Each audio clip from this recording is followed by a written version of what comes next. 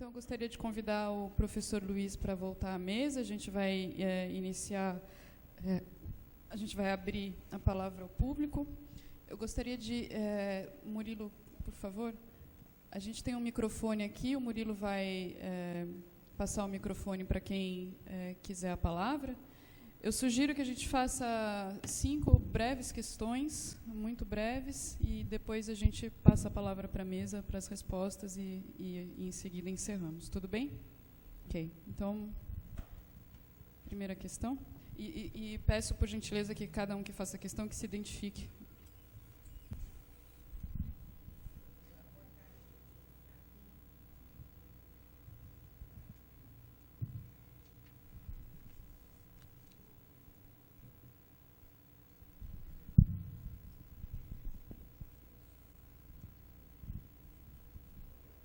Se... Quer vir aqui?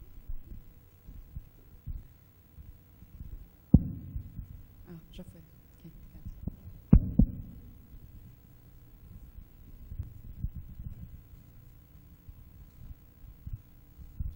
Boa tarde, meu nome é Elionete, eu sou professora de Geografia na Universidade Estadual de Roraima e doutoranda no IG aqui na Unicamp. E eu gostaria de dirigir a palavra ao senhor para perguntar uma coisa específica a respeito da defesa de fronteiras. Considerando a necessidade da defesa de fronteiras, como o senhor acabou de colocar, considerando que a cidade de Pacaraima, no extremo norte de Roraima, ela não está só na fronteira, mas ela está estabelecida em cima dos marcos fronteiriços, não tem nem 50 centímetros do marco para dentro da cidade. Considerando que a cidade de Pacaraima foi criada legalmente posterior à demarcação da terra indígena São Marcos, o Ministério da Defesa tem opinião formada a respeito da desintrusão da cidade, uma vez que ela está ilegalmente posta dentro de uma terra indígena nacional?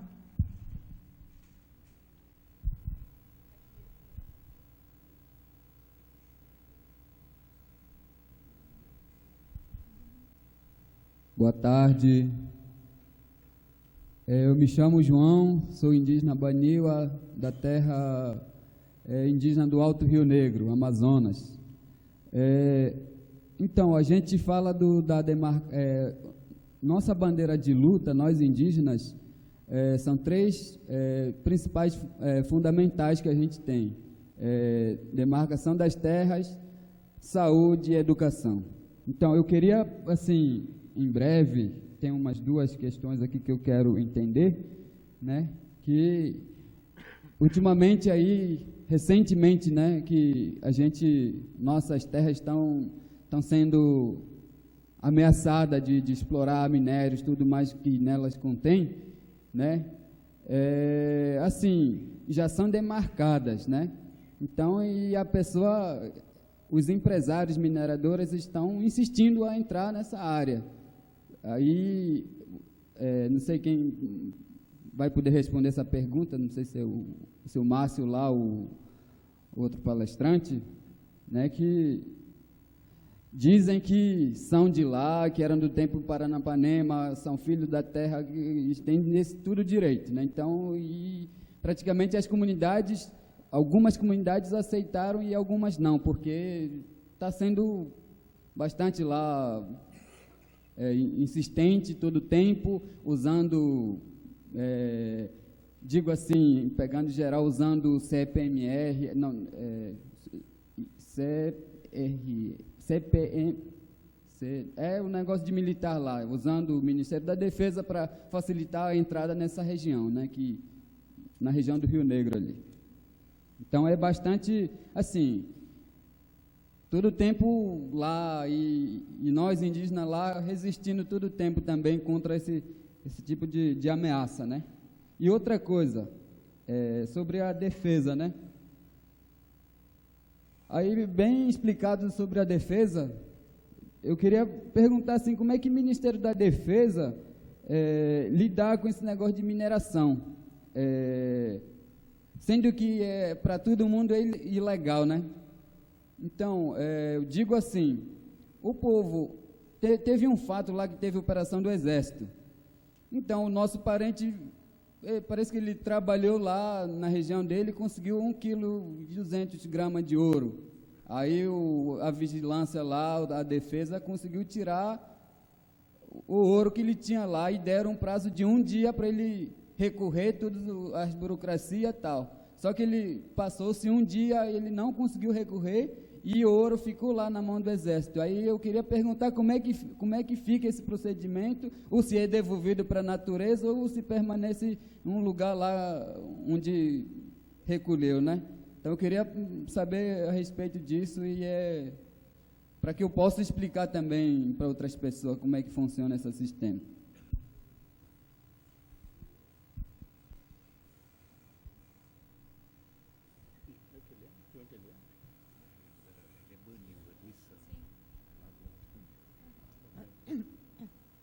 Eu tenho... boa tarde. Meu nome é Manuela. Eu tenho 3 perguntas, pode ser? Rápidas. Uma para o Márcio e 2 para o senhor, que eu não guardei seu nome, desculpe.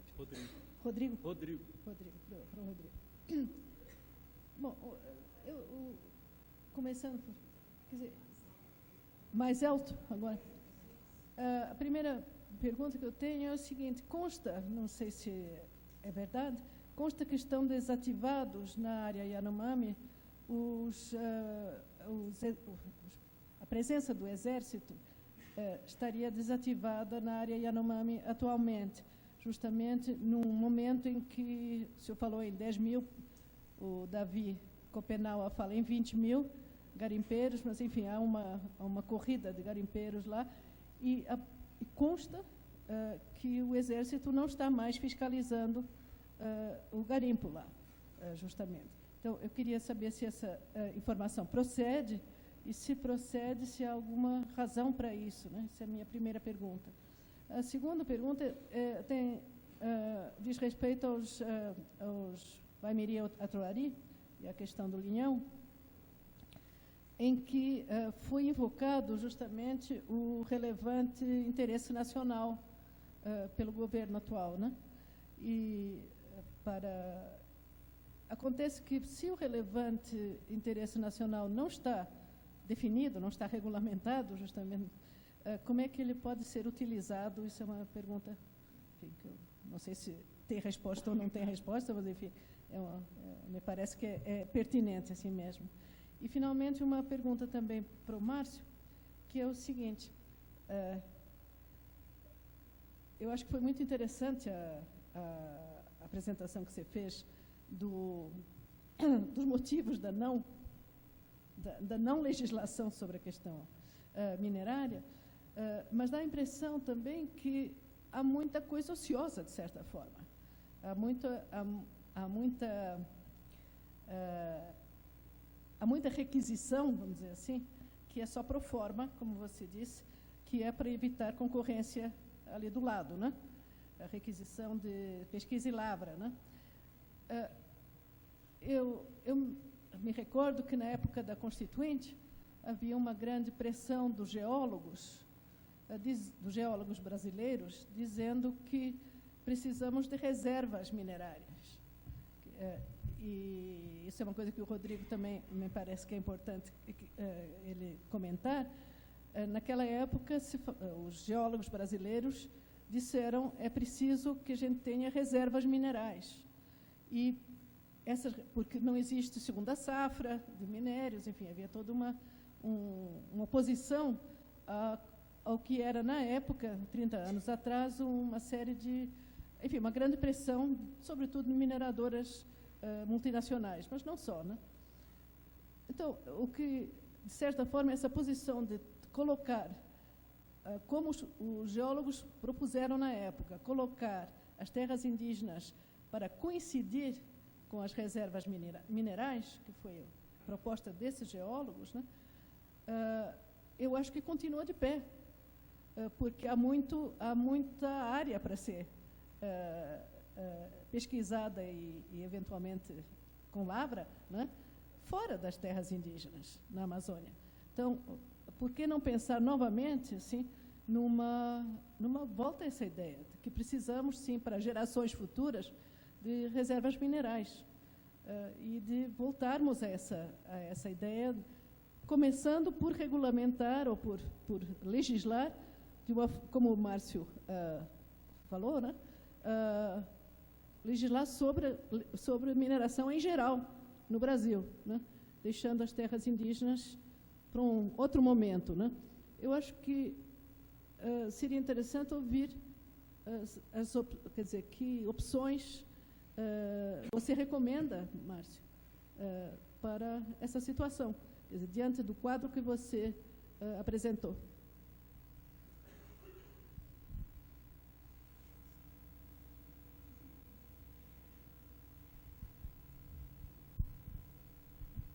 Boa tarde a todos.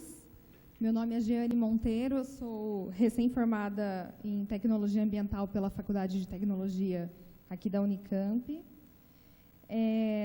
Vou tentar ser breve.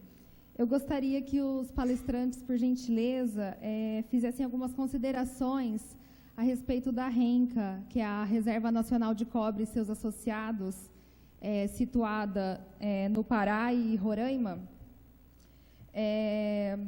Aí eu gostaria de saber algumas considerações de vocês, né?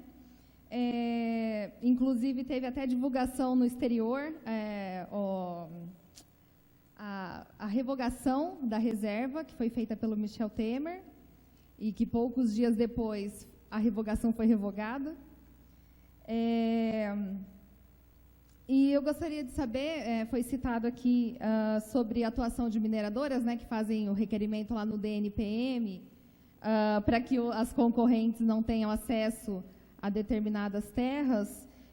Eu gostaria de saber se vocês poderiam dizer qual foi o âmbito de atuação dessas mineradoras no caso da RENCA. Se elas, como elas atuaram no sentido de facilitação da revogação da reserva ou de proibição.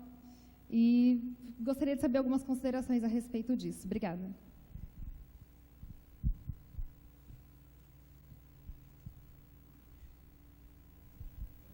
Professor Márcio. Bom, meu nome é Paulo, eu sou aluno de pós-graduação aqui do Instituto de Biologia. Sou biólogo, com mestrado em solos. Eu tenho bastante experiência nessa parte de mineração. Por 15 anos, eu atuei dentro da área de mineração. 3 anos prestando consultoria para Terra, Meio Ambiente, Geologia e Engenharia, onde nós participávamos de estudos de impacto ambiental, relatório de impacto ambiental, plano de recuperação de áreas degradadas, inclusive para Felps-Dodge, que é a mina de cobre lá de Paraupebas e Cana do Carajás. E também para Alcoa, para Minas de Bauxita da Alcoa, em Juriti, no Amazonas, na mineração Serra do Sossego, Santa Lucrécia, mineração de bauxita da Caimã Iron Gold. E em relação a essa questão do requerimento, eu me lembro que em 1989, a Caimã Iron Gold solicitou um requerimento, justamente como ela já atuava com uma mina de bauxita lá em Paraupebas, e a Felps-Dodge implantou uma mina de cobre em Canaã dos Carajás, que, por sinal, participei da elaboração do programa de cortinas verdes de recuperação de áreas degradadas. Um dos tiros que saiu pela culatra foi que, durante o requerimento e a análise mineral da área justamente que estava sendo solicitada, que era justamente uma área dos Caiapó, na região de Redenção, no sul do Pará, se verificou durante a análise mineral que também havia ouro na região. Só que não era interesse da Caimã explorar ouro. Só que só o simples fato de se verificar que havia ouro na região, simplesmente houve um boom de garimpeiros para a área, que provocou não só uma degradação acentuada, principalmente no município de Cumaru do Norte, onde implantaram-se 3 garimpos ilegais, que foram Cumaruzinho, Cumaru Grande e Cumaru do Leste. O que ocorreu em seguida foi uma epidemia de malária que dizimou grande parte de uma população de uma cidade com menos de 10 mil habitantes, que era Cumaru do Norte.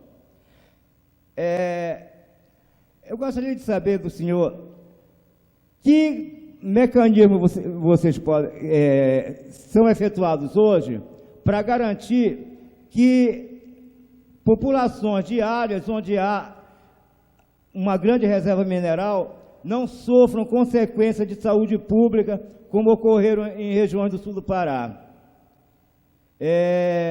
E que políticas públicas existem hoje que possam, por exemplo, incentivar mecanismos de desenvolvimento limpo, principalmente em áreas indígenas, que muitas áreas indígenas do centro-oeste para cá estão totalmente degradadas e seriam necessários realmente um incentivo ao reflorestamento, à recuperação dessas áreas.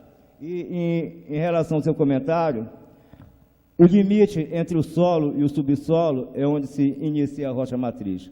Se a rocha matriz se iniciar a 20 metros de profundidade, é lá o subsolo. Se ela se iniciar a 2 metros, é lá que se inicia o subsolo. Obrigado. Mais uma última questão?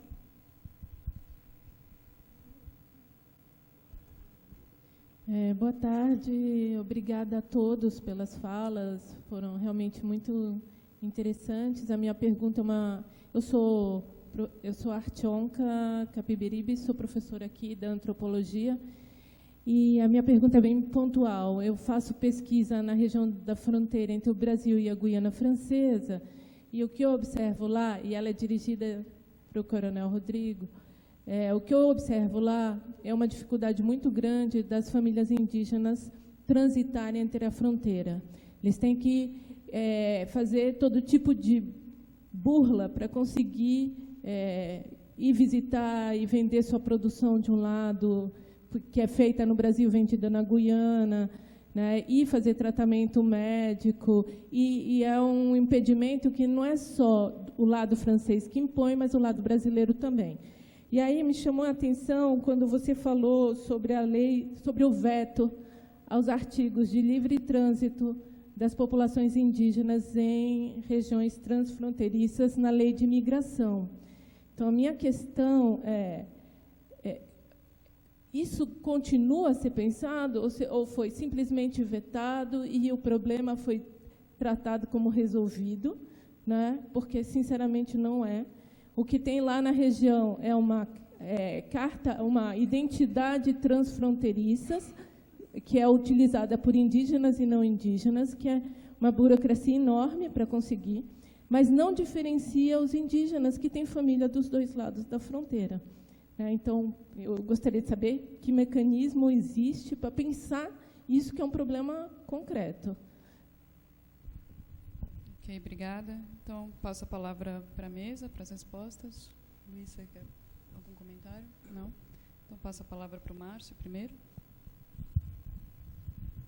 Bom, eu não sei se eu vou dar conta de responder tudo, vocês me puxam a orelha se eu não responder, tá? Bom,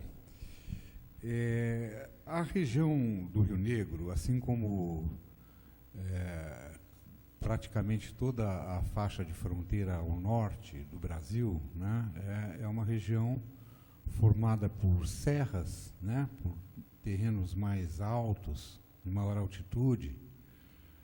A gente sai ali de São Gabriel, está quase perto do nível do mar, assim, mas logo ao norte a gente tem o Pico da Neblina, que tem mais de 3.000 metros, é o ponto mais alto do país. Em todas aquelas serras, a gente tem o que os geólogos chamam de condições geológicas favoráveis à ocorrência de jazidas, né? Então, não quer dizer que tem, quer dizer que as condições geológicas são favoráveis a que elas ocorram, né? E alguma coisa tem, porque a gente tem a presença de garimpo, né, em vários pontos dessa fronteira norte, né, que são evidências, né, da existência de jazidas. Durante o período da transição para a democracia, quando se executou o projeto Calha Norte em toda aquela região do país, houve um esforço grande que, no caso do Alto Rio Negro, foi capitaneado pela Paranapanema, né, de realização de pesquisa mineral, ainda que informal, né, em toda aquela região. Havia um interesse do governo, era o governo Sarney na época, havia um interesse em estimular, né, a exploração. No entanto, a Paranapanema, que já está presente ali, né, na mina do Pitinga, na fronteira do Amazonas com Roraima, né, portanto está relativamente próxima dessa região, né, ela, ao fim e ao cabo, chegou à conclusão de que não havia nada que fosse economicamente viável em termos de exploração, né. Você citou a CPRM, não é isso? E a CPRM também realizou pesquisas ali no Morro dos Seis Lagos, que fica perto do Balaio, ali né, no caminho para o Balaio, né? E, de fato, há ali uma jazida importante, né, uma jazida robusta de nióbio, né, e provavelmente de outros minérios também ali no Morro dos Seis Lagos, né? No entanto, apesar do presidente Bolsonaro ter uma fixação por conta desse nióbio, né, ele não tem nenhuma viabilidade de exploração econômica, embora seja uma jazida poderosa, né? Isso porque o Brasil já é o responsável pela produção da maior parte do nióbio que se consome em todo o mundo, né? O Brasil é o maior exportador de nióbio, inclusive, né? E caso fosse aberta uma outra exploração, né, em outro lugar, o preço do nióbio, que já não é grandes coisas, desabaria no mercado internacional. Então, não faz sentido, do ponto de vista econômico, né, se abrir uma frente de exploração numa região mais distante, como é o Morro dos Seis Lagos, para concorrer com nós mesmos, entendeu? Com o próprio Brasil, né, derrubando o preço, né, no mercado internacional. Então, enfim, já se circulou muito por ali, né, e até o momento não se encontrou nem sinal de alguma jazida que fosse economicamente viável, né, de exploração. Eu sei que agora anda por ali o Lacombe, né? Deve ser dele que você estava querendo dizer quando você disse que não sei bem como é que você disse, que os militares fizeram vista grossa, deixaram ele entrar lá e tal, não é isso? Né? O Lacombe é filho do Lacombe, pai, que era o dono da Paranapanema naquela época, né? E o que ele está se propondo a fazer nesse momento é garimpo, né? Muito provavelmente ele sabe melhor do que eu, né, que não tem como você desenvolver uma planta industrial de mineração naquela região, naquelas condições de logística hoje, né? Então, ele está incentivando o garimpo já é outra história, né? Porque a viabilidade econômica do garimpo segue uma outra lógica, né? Já que não há estudo nenhum, que não há cuidado nenhum, que não tem lei trabalhista, que vale tudo, né? É um tipo de exploração muito mais barata do que seria uma mineração industrial, né? Então, o filho do Lacombe está apostando na possibilidade de uma produção predatória naquela região e procura motivar grupos indígenas da região para toparem esse tipo de exploração predatória, né? É uma coisa super complicada, ainda mais quando a gente está falando de uma área extensa, como é o caso do Alto Rio Negro, né? Que acaba, onde a gente tem 600 comunidades, sei lá, né? Nessa área, né? Você imaginar como seria o jogo, né? Caso você fosse abrir isso para mineração, né? Mesmo que você fosse abrir para mineração pelos próprios índios, né? Um garimpo indígena, vamos dizer assim, né? Como é que seria esse negócio, né? Então, você, como pessoa indígena, né? Você é Baniwa, não sei se você é do Içana, né? Mas, enfim, o povo Baniwa é ocupante do rio Içana, né? Será que você, como índio Baniwa, né, sendo, portanto, um sujeito de direito dentro da terra indígena, né, você poderia ir explorar minério em cima de uma aldeia dos Tucano? Como é que é isso? Tá certo? Né? Ou poderia um outro índio da tua área, um outro grupo indígena da tua área, né, ir fazer um garimpo bem em cima da tua aldeia, né, da água que você bebe na sua aldeia, né? Então, você veja que, além da questão da lei que precisa ser feita, né, da regulamentação, a gente tem outros problemas nessa história, né, que mereceriam uma discussão dentro da área para saber o que pode e o que não pode, né? Porque não basta dizer, os índios tudo bem, os índios podem. Os índios podem como? Na casa deles ou na casa do outro? Né? Então, veja que a coisa não é simples, né? Para se poder regulamentar isso com justiça, com serenidade, não é uma coisa fácil, né? E além da lei, eu acredito que, sobretudo nessas áreas extensas, né, teria que haver uma discussão sobre o ordenamento da ocupação daquela área.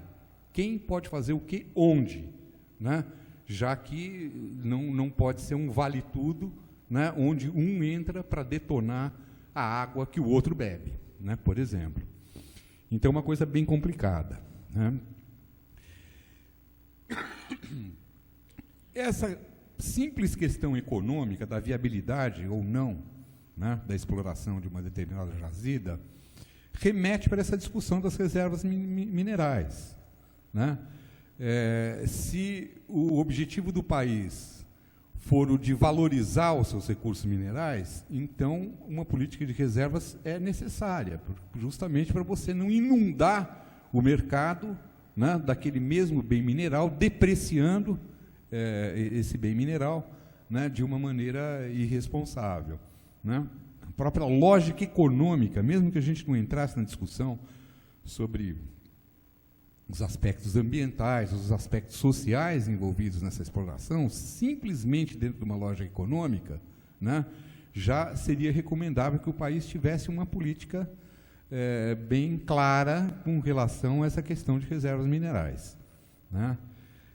O que o país não tem, porque, embora exista essa figura na legislação, a figura da Reserva Nacional de Minérios, é ela que está aplicada no caso da RENCA. A RENCA é uma reserva nacional de minérios, né? Não existem muitas outras, eu acho que é mais uma ou outra que tem por aí, né? E não foi só o Temer, o ministro de Minas e Energia do Bolsonaro também foi ao Canadá se reunir com as empresas de mineração, dizendo que vai acabar com todas essas reservas e que vai abrir geral as faixas de fronteira e as terras indígenas para a exploração de minérios, né? Então, enfim, quando se falou em detonar essa RENCA, teve uma reação forte de opinião pública e tal, o governo voltou atrás, né? Mas a gente está falando de uma questão, de um lugar, né, onde essa figura foi efetivamente aplicada e continua em vigor, né? Mas, na verdade, uma política consistente de reservas minerais teria que ir muito além, né, de situações específicas, pontuais, locais, né?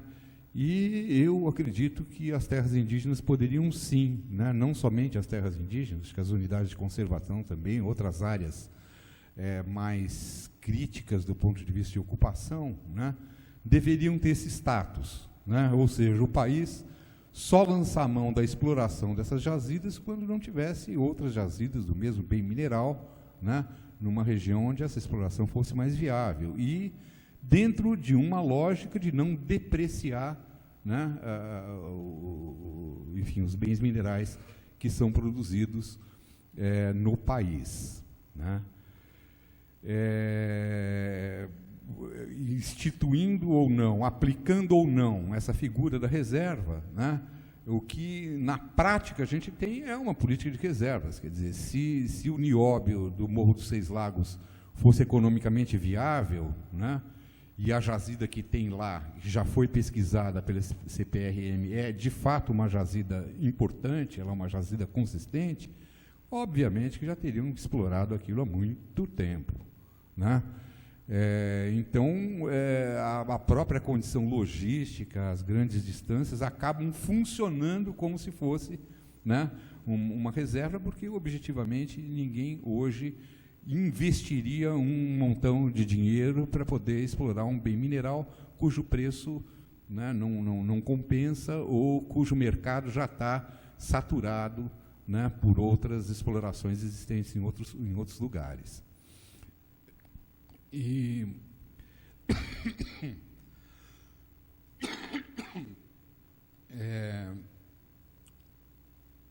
finalmente,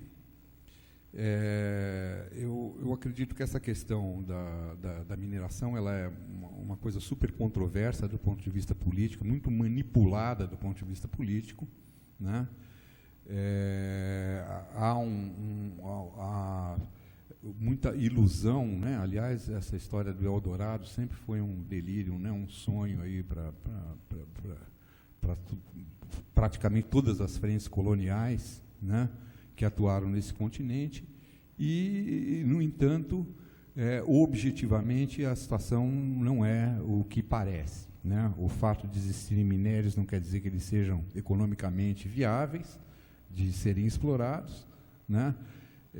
E para se saber exatamente o que existe, é necessário se realizar um trabalho de pesquisa mineral, né, que, a não ser excepcionalmente nessa região, né, da fronteira norte, efetivamente não foi realizado. Não se tem um conhecimento oficial claro sobre o que existe ou o que não existe nessas serras onde as condições geológicas são favoráveis à ocorrência de jazidas, né? Bom, com relação aos requerimentos, né, enfim, o que a gente tem é que existe um mercado de títulos minerários, né, que não coincide necessariamente com o mercado de minérios, né? Quem detém, o que vigora na legislação minerária é que, se eu apresentar um requerimento de pesquisa incidente sobre um lugar onde ninguém apresentou, né, em princípio eu tenho direito de prioridade na exploração daquele lugar, né? E, portanto, esses requerimentos são apresentados como uma forma de assegurar partes do território ou do subsolo, né, para a exploração de determinados sujeitos, né, sejam pessoas, sejam empresas, né?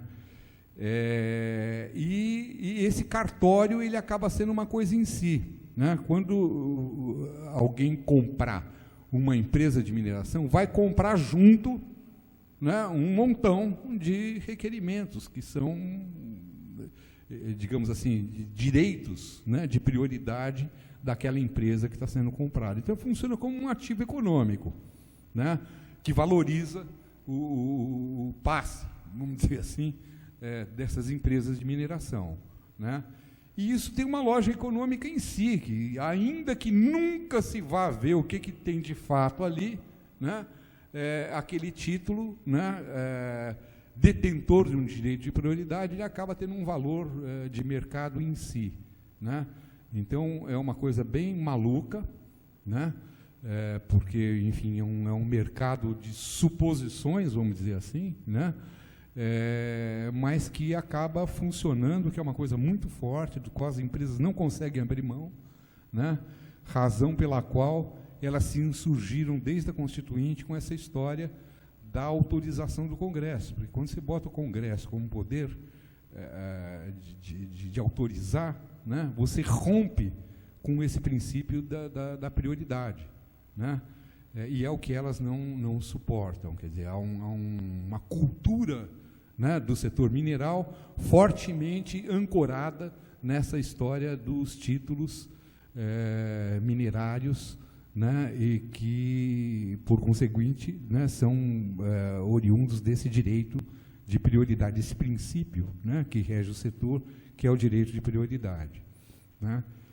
Agora, o que esse cartório tem de real ou não tem de real, né, nós só vamos saber no dia em que a pesquisa mineral for efetivamente realizada nesses lugares, né, e que for comprovada ou não a existência de alguma jazida e o caráter economicamente viável da sua exploração ou não, né? Então, é, de fato, um jogo especulativo, né? Interessa a todo mundo fazer de conta que tem, né? Porque é uma forma de valorizar, né, essa lógica cartorial que preside toda a política mineral do país ainda, né? Eu sei que alguém andou falando em acabar com esse direito de prioridade, mas não conseguiu, não. Isso é uma coisa muito arraigada dentro do setor mineral e acaba constituindo um mercado que pode não ter nada a ver com minério, né? A não ser por ilusão, né? Então, era isso. Bom, vou tentar responder quem fez a pergunta diretamente para mim aqui, né? Em primeiro lugar, o professor Leonetti, é sobre o município de Pacaraima, né? Então, qual é a situação do município de Pacaraima? Antigamente, ela fazia parte de Boa Vista, né? E depois foi dada autonomia, se não me engano, né? E ela fica dentro no interior da terra indígena São Marcos, né? Ali na fronteira, eu não me lembro o termo que a senhora usou, né? Mas ali junto à fronteira, né? Do marco de fronteira, né? Então, eu fiz um estudo sobre esse assunto, até estava procurando aqui, não estava encontrando, depois encontrei, né? Vou até me permitir a ler aqui, que são menos de um minuto aqui, né? Então, quais são os reflexos que trazem para a defesa nacional o problema do município de Pacaraima? Ou seja, só para todos entenderem a situação, o município de Pacaraima, ele fica dentro da terra indígena e ali não é muitos habitantes, são em torno de 11 mil habitantes, 11 a 15 mil habitantes. Hoje talvez tenha sido aumentado bastante por conta da migração venezuelana, né? Mas o que é arguído aí? Até é uma ação no Supremo, né? O 499, né? Primeiro, vai causar o quê? Ser desintrusada. Obrigado. Então, retirar toda a população que não é indígena de dentro da terra, de dentro do município de Pacaraima. O que provocaria? Aqui eu elenquei algumas questões aqui. Limitação da presença do Estado numa área prioritária e fundamental para a defesa do território nacional. As unidades, ali o pelotão de fronteira, a área do pelotão de fronteira, sim, ela não faz parte da terra indígena, né? Mas, de qualquer forma, vai dificultar a presença da Polícia Federal, qualquer órgão de Estado, no exercício de suas atribuições constitucionais e legais, vai dificultar a atuação desses órgãos, com prejuízo para a proteção da população, que é predominantemente indígena, né, em face dos ilícitos transnacionais. E hoje fica reforçada essa situação por conta da migração pesada ali, né, da Venezuela. Perda de suporte em serviços proporcionados pelos municípios, dificultando a implementação de ações da política indigenista, a exploração sustentável dos recursos naturais, a vivificação nesse segmento da faixa fronteira e o fortalecimento da infraestrutura de valor estratégico para a defesa nacional. Ou seja, deixa de ser, ali passa a ser só a população indígena, afasta dali vamos dizer assim, metade da população, ou mais, né? E que é uma condição importante para assegurar a soberania na região. Dificuldade para o relacionamento com os países vizinhos, sobretudo com a Venezuela, e para a integração regional, que é um objetivo do Estado brasileiro, fazer já de longa data, promover essa integração com todos os países da América Latina, América do Sul em particular. Prejuízos à manutenção do clima de paz e cooperação nessa faixa de fronteira, decorrendo da extrusão de não-índios e da desarticulação de diversas formas de intercâmbio fronteiriço, né? Agora, se for no contrário, né? Não, deixa como terra indígena, aí vai provocar o quê? Provocar insegurança jurídica, porque se é uma terra indígena, como é que admite uma série de coisas ali sem ter um processo de consulta e tudo aquilo? Ou seja, gera uma incongruência com a ordem constitucional, que vai reconhecer que os índios que habitam na área de Pacaraima vai negar a eles os direitos originários, imprescritíveis, posse permanente, etc., etc. E, enfim, para concluir aqui, né, como não é razoável justificar a inclusão de toda uma cidade em uma terra indígena com base num relevante interesse público, né, a manutenção do status quo caracteriza perigoso precedente de desrespeito à própria Constituição e enseja insegurança jurídica, dificultando a regularização fundiária e comprometendo o clima de paz e cooperação desse segmento da faixa de fronteira, imprescindíveis para o desenvolvimento sustentável da região. Aí o que se propõe ali? É que realmente seja uma solução negociada. Eu não, veja bem, eu não estou falando aqui em nome da Defesa e nem posso falar, porque eu já me afastei do Ministério da Defesa já tem mais de um ano e também não tinha essa delegação do Ministério da Defesa para falar em nome do Ministério da Defesa. Estou falando do meu ponto de vista pessoal, né? Ali o melhor caminho realmente é a negociação, né? Então, não é uma área tão grande assim, né? Mas pode ser cedido aqui, fica ali uma área que, ou seja, uma solução negociada, no sentido de preservar a integridade do mandamento constitucional e também dos direitos dos povos indígenas e esses interesses nacionais que estão em jogo. Então, essa é a questão que eu coloco aqui. Eu acho que o João, né, lá do Alto Rio Negro, eu queria depois, pessoalmente, você me falar aqui para saber, né, essa questão que o pessoal do Exército dá como é que é, o ouro na mão do Exército, eu não entendi bem, mas para não tomar o tempo aqui, para me explicar melhor, né. Aquela região do Alto Rio Negro, só um comentário, né? Na região do Alto Rio Negro, historicamente até, o relacionamento das populações indígenas ali, você vai saber com seus ancestrais até, né?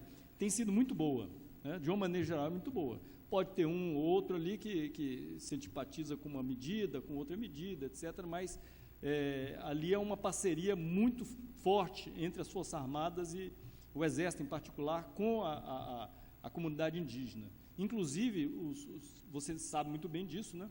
As unidades do Exército ali, elas são, quase a maioria esmagadora, os militares são indígenas, né? São indígenas. O que nos favorece, que eu digo, o Exército, favorece muito, que é muito bem visto. Inclusive, uma das últimas ações que eu fiz lá no Ministério da Defesa, assim, uma sugestão, é lógico, uma proposição, né, de que facilitasse também, que de certa forma regulamentasse que os indígenas também concorressem ao oficialato. Agora, lá não tem formação de oficiais, então tem que ir para Manaus, tem que ir para outro lugar, né, porque os oficiais não são formados lá, entendeu?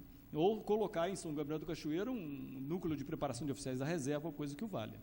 Mas ainda as coisas demoram para ser processadas, né?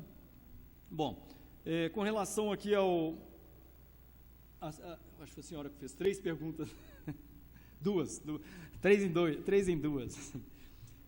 Presença do Exército, foi a senhora que falou? Presença do Exército Brasileiro desativada na terra indígena Yanomami? Foi a senhora que falou? Foi, né? Eu realmente desconheço. O que eu tenho conhecimento ali, e, aliás, não foi feita nenhuma retirada de desativação de unidades militares na terra indígena Yanomami. O que tem acontecido é os territórios, como é que chama? Da FUNAI, etnoambientais, né? Acho que ela está falando das barreiras dos militares para cercear o garimpo. Para cercear o garimpo. Não, então não foi desativado. Então ali nós temos, acho que 3 pelotões especiais de fronteira, né, Surucucus, que eu conheço, Auaris e uma outra mais ao sul, que eu não me recordo o nome aqui agora, né? E aí tem aquelas operações, às vezes por questão restrição orçamentária, reduz um pouco, mas inclusive priorizado. Teve operações muito recentes lá na virada do ano, que eu tomei conhecimento que houve.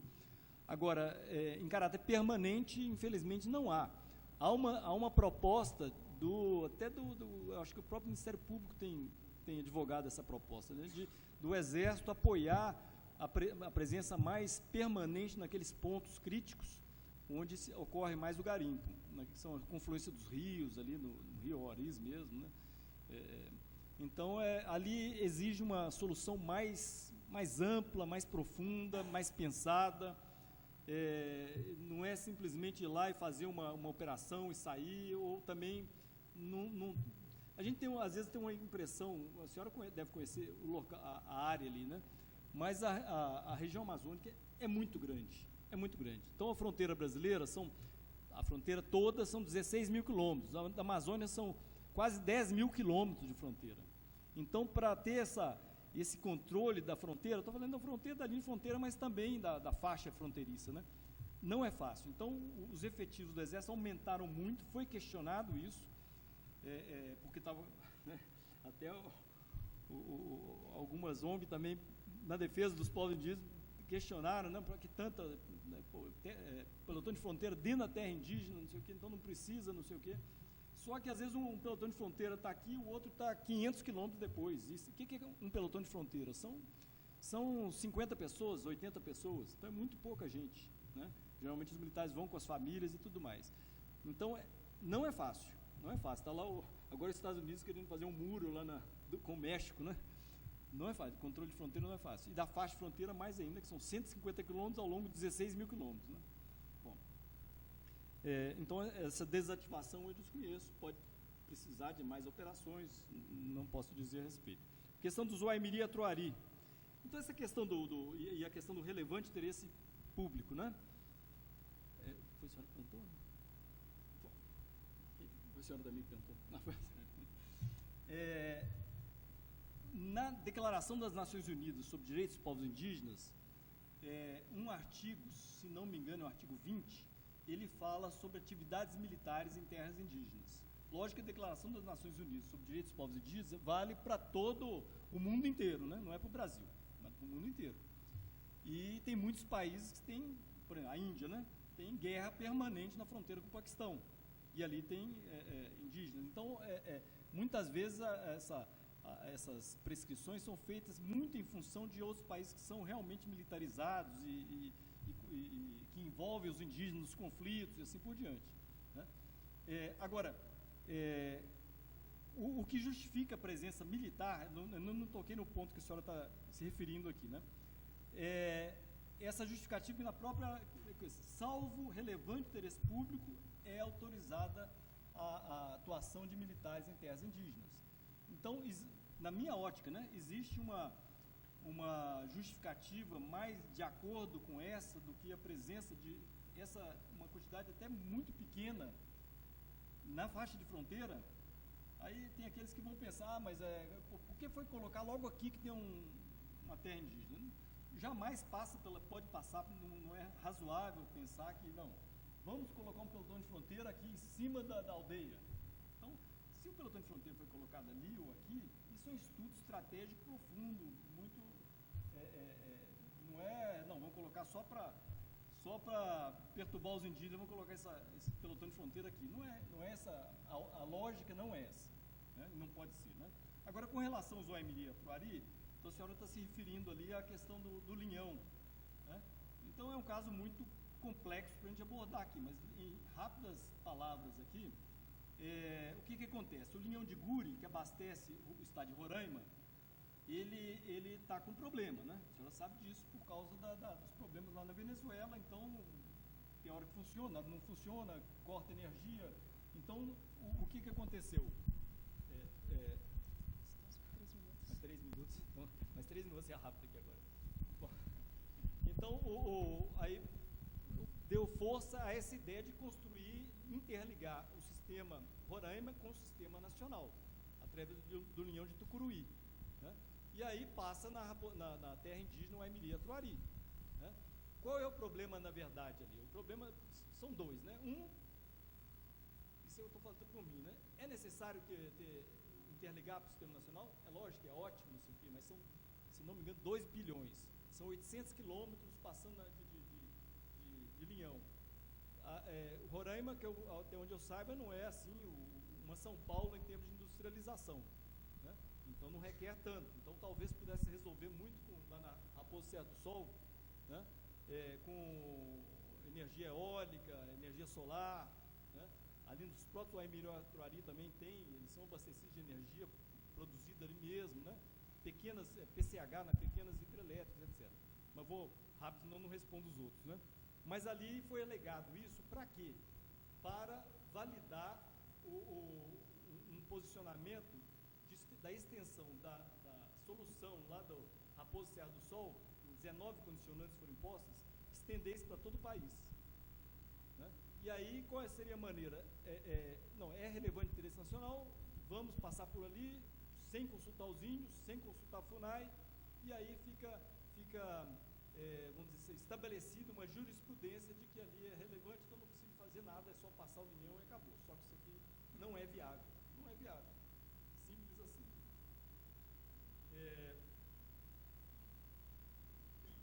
Questão do Guiana Francesa, finalmente, a última, dá 30 segundos aqui para isso. Então, o que acontece? O Brasil, assim como quase totalidade dos países, assinou a Declaração das Nações Unidas sobre os Direitos dos Povos Indígenas. Assim como o Brasil incorporou, aí não são todos os países, são 25 a 30 países que incorporaram no ordenamento jurídico nacional a Convenção 69 da OIT. E esses dois, um é um compromisso, uma obrigação internacional, mas não é vinculante, né, da declaração. Da Convenção 69 é vinculante para o Brasil. Todas as duas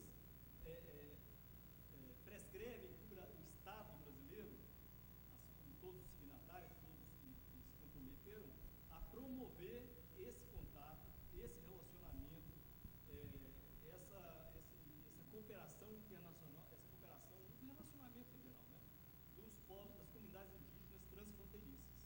Né? Agora, não é através de uma lei que não pode livre conduto, pode passar à vontade para lá e para cá, sem problema nenhum. Não é através desse meio que ele fere princípios legais da minha ótica, né? Princípios constitucionais, princípios básicos, de extraterritorialidade, inclusive. Né? Agora, então é preciso de regulamentar isso. Existe uma iniciativa, que é essa pode não ser bem o caso da Guiana Francesa, né, que é o caso da RAPU, reunião das autoridades sobre os povos indígenas do Mercosul. Né? A gente já vai encerrar. Então, é preciso regulamentar.